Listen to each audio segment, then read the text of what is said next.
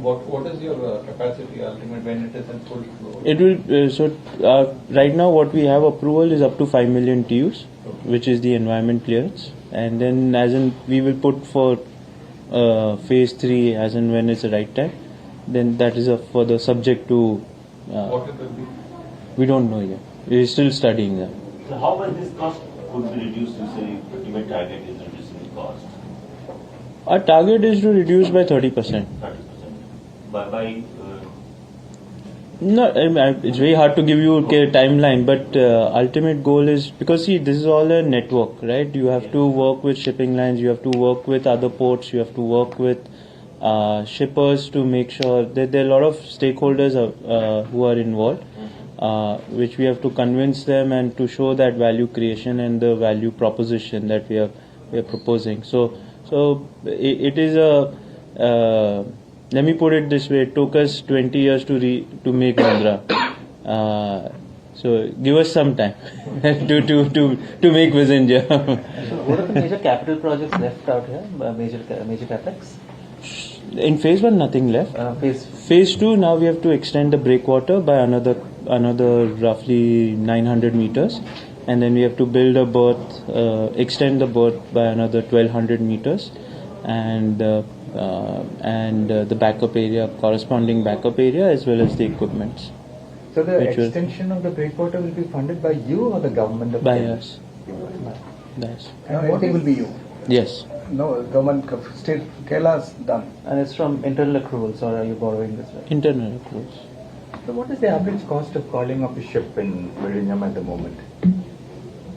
So roughly it would be what if I have to divide this by, let me just work it out. I'll give you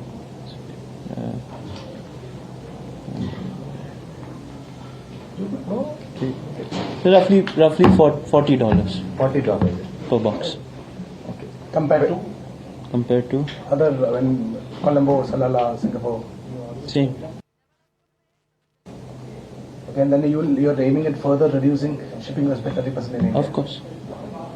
By 2028. It's not. It's reducing cost for the shippers can happen through better turnaround time, better efficiency, less stay for the ships, and indirectly it is because from the same vessel, if they are able to give a better throughput, it automatically helps in reducing. So that is what we are aiming. So just to give you an idea, if a ship is staying 24 hours, our target is how do you bring it down to 12 hours.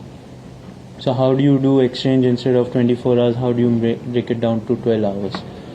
So that automatically helps in terms of improving the efficiency and bringing the cost down. So what is the average turnaround time at this moment since you started operations? Isn't that 24 घंटे? So again, the question is depending on the volume. Generally, it turns out within if it is 1,000 box, we are doing about 30 moves a crate. Okay. So you decide. It's like 10 hours if it is 1,000. It's like 5 hours, 8 hours, 10 hours.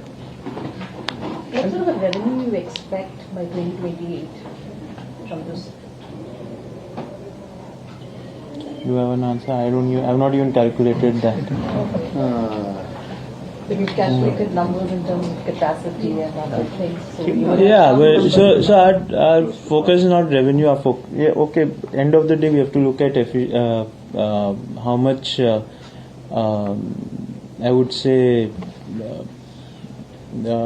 in terms of what is the utilization factor. So generally, we are targeting 90% utilization, and generally, if you take even $40. Margins are roughly 70%. You can calculate based on that. Should be minimum 4 digits. Yeah. So both Vizhinjam and Colombo put together ultimately will have a little more than 8 million TU capacity of transshipment, right? More. Okay. More. So what does that mean for Adani ports and SEZ? What do you mean? In the sense that how are you going to leverage that? And it's a different kind of business. It's a growing. It's the end of the day trade. We are still at a very nascent stage at trade. If country needs to move to $5 trillion economy, trade has to increase. If trade has to increase, where is the capacity? Where is the capacity in the country? The end of the day, our trade growth has to be twice that of what the country's GDP growth is. And today we don't have that capacity, and that is what we are not worried about that. I think in our view this will get filled up much faster than what we anticipate. So we have to be enabler of the growth in the country, and we do believe that end of the day whatever we are building today, it's not enough. Even today what we are building is not enough. There is much. I mean, when we built this, everybody were questioning whether this will be filled up or not. Today we are clocking almost 100,000 moves every month. Yeah, you will hit 1 million in We are already 1 year. full. No, we are already full. Yeah. We are already full. Our run rate is already at 1.2 million.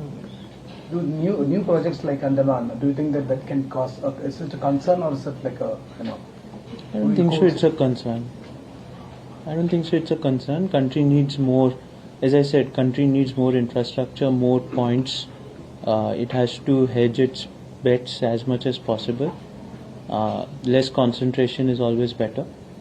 I always believe that. So I think it will all of this will enable the growth of the country, help in reducing the trade cost, and that is what we have to aim for.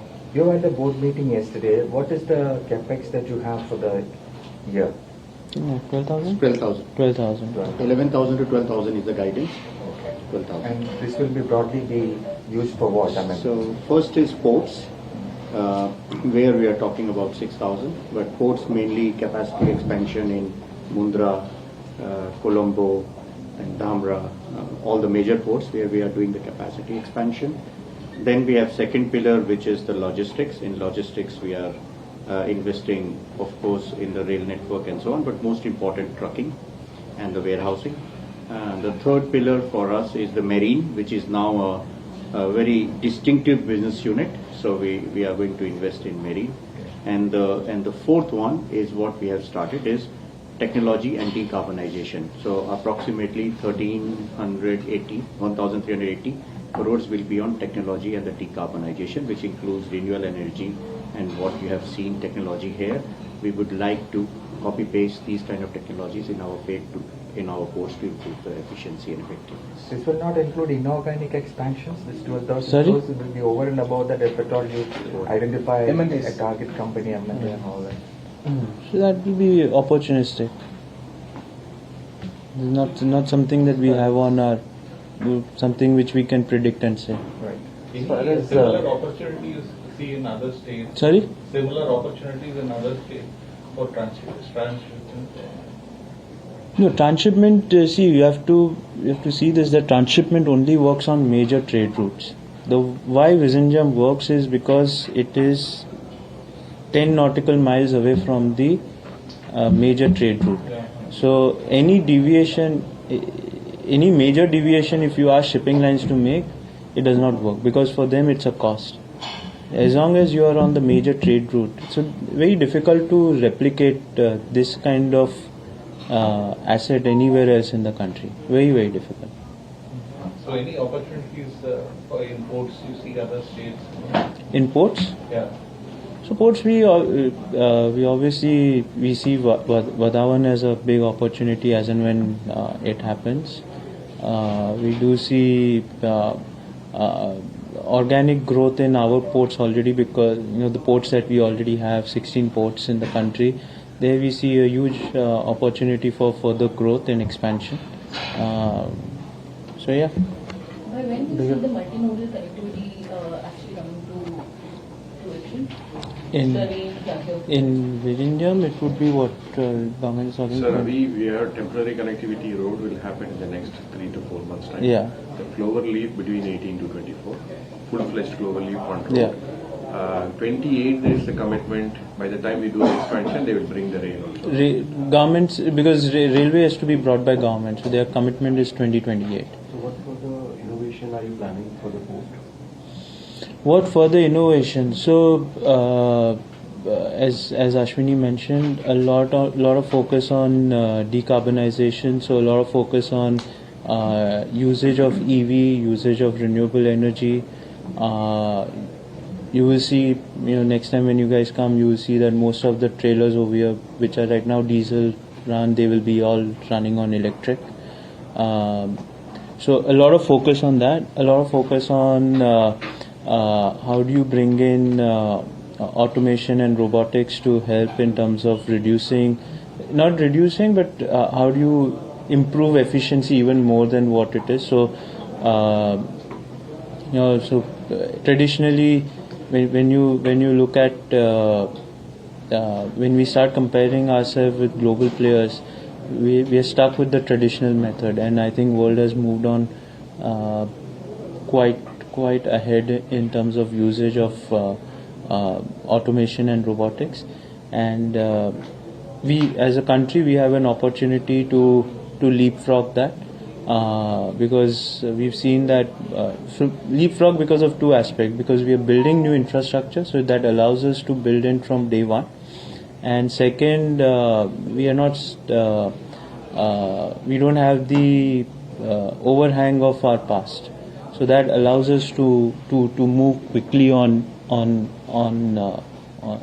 adoption of these technologies, and I do believe that that will help in terms of drastically improving the productivity, efficiency, cost at an unimaginable level. Mr. Adani, what is the total investment done so far, and out of that, how much is your part? And when do you plan to recover that investment? So roughly we've invested 7,000 crores right now. Or what? Oh yeah, total invested is 7,000, right? 7,000 by government as well as by us and by government of India as well. I think from that our part would be roughly 4,300. Have you received the VGF after the signing of the agreement recently? Have you actually received it? No, we will receive it in this month. From Government of India? Both Government of India and Government of Kerala. For how much? 816, 17? 816 from Government of India, for 400 something from Government of Kerala. 400 crores In lump sum, not in phases, right? Yeah, that lump sum. Okay. And in the context of global tariff war, this container traffic is like slightly depressing. Do you see any impact on at least short term for Vizhinjam? No, actually we are not seeing. So it's a little bit of misnomer, because we assume that because of trade war, Europe is getting affected and China is getting affected, so India is getting affected. Actually, it's the other way around. For us, the trade is actually increasing more than double digit. I'm talking about as a country. I'm not talking about as APSEZ. So it's a bit of misnomer when we believe that because of trade war there is a depression in the trade of container. You're right. It is a little bit of depression when you look at from Europe and from China perspective, but for India is in a very sweet spot in that way. Sir, Yeah, please. Government की जो IMEC project को बढ़ा रहे हैं, आज मोदी जी ने भी इसका जिक्र किया, आपकी कंपनी इसको किस तरह से अपॉर्चुनिटी के तौर पे देख रही है? So IMEC again, it's a great opportunity when you look at how do you as a country de-risk from one particular choke point, right? Suez Canal today is all said and done is a choke point. If one ship gets grounded, the whole global supply chain gets disrupted. So end of the day, it is all about self-reliance, right? So how do you create alternate routes possible? And I think IMEC is one of the great opportunity of creating that alternate route. That being said, I'm not saying it is going to be easy. You have almost 4 countries which are involved in this, so there are practical problems of customs, there are practical problems of paperwork, but I think if governments put their mind to it and if there's a will, I think there's definitely they will find a solution. And in our view, from our perspective as a company, we have Mundra, we have Vizhinjam, so all our western ports, that can be a gateway to the IMEC corridor, and then the exit of the IMEC corridor, which is Haifa port, again in Israel, that is also operated by us. So we believe that we are in a good position to try to find a solution, giving end-to-end solution to consumers, to give them one-stop solution of the total transport, of the total logistics movement on the IMEC corridor. So for MQST acquisition, do you have any roadmap in place, like how you plan to utilize the synergies? Thank you. I think at first our focus is to unleash all the potential we have in NQXT, right? So we are doing 37 million metric ton. At first we have to go to 50 million metric ton with the new customer acquisitions which are already in the pipeline. That itself will give us a significant increase on the margins, which are in dollar terms more than 15%, which is higher than what normally APSEZ should see in the coming years. And then to take it from 50 to 60 million metric ton. Then because we have got space, now the government of Australia, especially Queensland, have already identified this port as one of the potential green port, as a green hydrogen hub. And as you know that India is also in a good position for the green ammonia and the ammonia derivatives exports to South Asian countries. Australia is also has been identified to export that to Japan, Korea, Taiwan, Hawaii and so on. So those kind of synergies we see, that is one of the opportunity to take that port from 60 million metric ton to 120 million metric ton. So that's what is a long-term roadmap for us, the short-term, mid-term and the long-term. And so for this quarter, the exports were really good, the growth was really good. So do we see this continuing the trend? In terms of the overall, like the international volume business, that's what I saw. I think it was a triple-digit growth this quarter. triple-digit this quarter? Yeah, because we didn't have the quarter 4. We didn't have Colombo starting. Yeah. Last year, Colombo in quarter 4. So that's why you would have seen, because new assets are coming on stream. So how do you see the international business growing? The domestic volumes are good. So international business, we have fired. Fired means our engines are fired in Sri Lanka, and we see a big ramp up over there. And answering to your question before in Colombo, the Colombo has got a capacity of 7.5, and today they need more than 8. So if we add 3.2, it will go up to 10. So which means Colombo is short of capacity, and with our coming in, we are already booked, same as Vizhinjam. So that's why Colombo's engine is fired for the future growth, and now we will go for the expansion of it, as we explained in the capex. Haifa is doing extremely well. That's what, to answer your question. Last quarter they grew more than 30%, and as Israel is going for the reconstruction, the steel, the cement, the automotive, everything comes to our port, so we see a big demand over there. Tanzania, we are getting full, and we are starting the expansion of the berth by 100 meters, so we already started that. And NQXT I just explained. So international, we said 2030 we should be 1 billion, out of which 150 was approximately international. We have clear visibility as on today, without any inorganic growth, to hit 148 by 2030. So I think we are done for that roadmap ambition which we had. What will come from now will be a bonus for us, which is any inorganic opportunity which comes in, which again, top line and bottom line growth. Yeah. Again, Colombo has also got expansion plans, right? I mean, they are, I think, on the other side they are developing. Your second phase of Colombo is already on? Yeah, we've started. Progress? Yeah, we started. Okay. And for that, since this US FTA loan didn't, you have backed out of that. So are you looking at refinancing, because you did it internally from your own? We don't need. Actually, we have a other issue where we have more cash flow than what we can utilize for. So that's why if you see our net debt to EBITDA is, which used to be historically at 3.13, is right now at 1.9, and it will further come down to 1.5, which is not a good sign for us as a company. So we have. I don't see that as a big issue. So the parent company lend money as debt yes. for the project.